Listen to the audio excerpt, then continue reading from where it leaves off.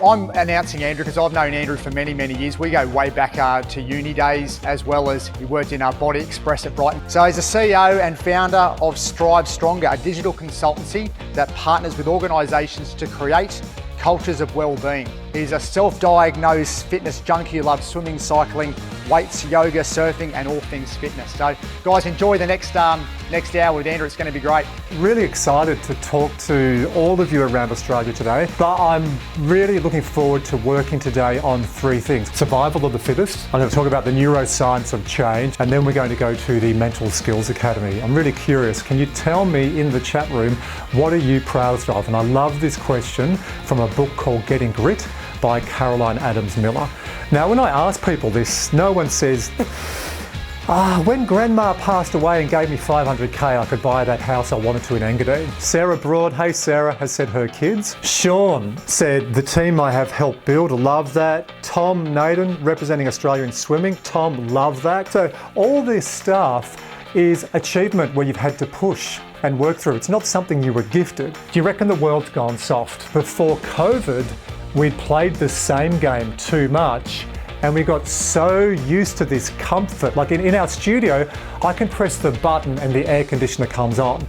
All of you can pick up your mobile phone and you just drop and drag and everything's there. There's a lot of researchers now as well that it's fundamentally wrong to be giving ribbons for encouragement. Because when a lot of us were kids, if you got first, you get a blue ribbon, second, you get red, and third, where I grew up, it was green. So what that meant, if you didn't get a ribbon, you'd work your ass off next year, so you got a ribbon.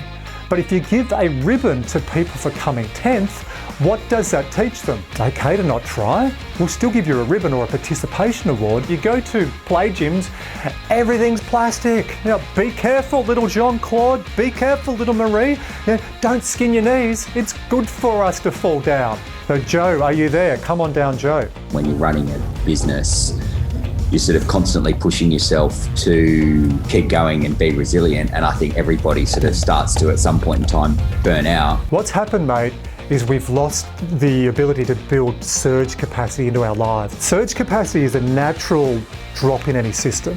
We have a seasonal surge capacity. Normally in Australia, it's Christmas to January, where we have a natural break, right? Then we might have it around the school calendar. We have the Easter holidays, the July holidays, and then the October holidays. What's happened though the last 2 years with COVID? Where did you go when you had a break, Joe? I finished work and then I homeschooled my son, which is the complete opposite from relaxing. Yeah. When you look at your mobile phone, you regularly need to do an iOS upgrade. So you need three things for an iOS upgrade. One, you need to plug it in. Two, it needs time.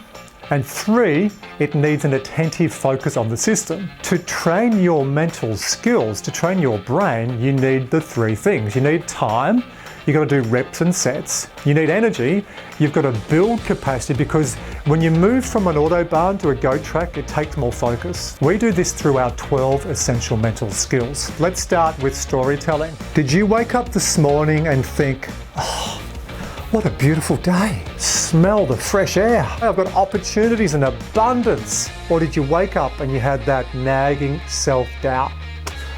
Oh, shit, I've got to do this today. Oh, another day with the kids, with the partner, with the business, with the staff. We have 70,000 thoughts every single day. 70,000 thoughts per day. We have about 12,000 conversations. But what we focus on grows. This is Barbara Fredrickson's broaden and build theory. There's one little negative apple in amongst all the positive stuff. And I'm not saying that negative thoughts are bad. Bad far outweighs good. Those of you who've got a kid comes back, Mom, Dad, I've got the results of my spelling bee. Oh, Junior, how did you go? I got 18 out of 20. What's the next question so many parents ask?